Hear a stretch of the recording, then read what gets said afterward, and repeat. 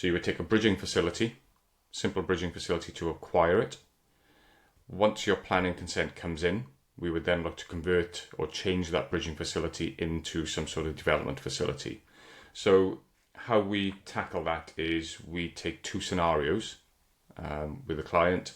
Is option A, which is it's a 4-bed detached house. That's the value, that's the loan you can have. And then if you get planning permission, what is the outcome going to be? What are the development costs of doing that, and so on and so forth. Now, if we know that is definitely the proposed outcome, then we can ask the valuer to work on that basis. A caveat that with there is a risk to that is the planning may not come through as you've gone and got the property valued. Therefore, we may have to go back in and amend it and update at additional costs. So ultimately, you as the buyer are taking that planning risk, and it's going to cost more because you're having to do things twice, maybe 3 times if that planning comes back different to what you anticipated. And then that was option A, and what was option B? Sorry, yeah. So option A would be taken.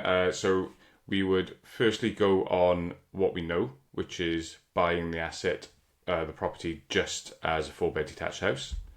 What we would then do is map out the option B, which is the conversion of the HMO. So we would work on the assumption that you'd get planning as proposed, and then run the numbers on that. So you'd have effectively a bridge loan and a development loan quote, and then the valuer would work on both scenarios.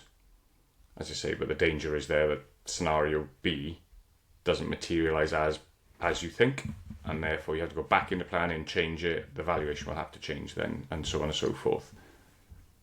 Great, thank you.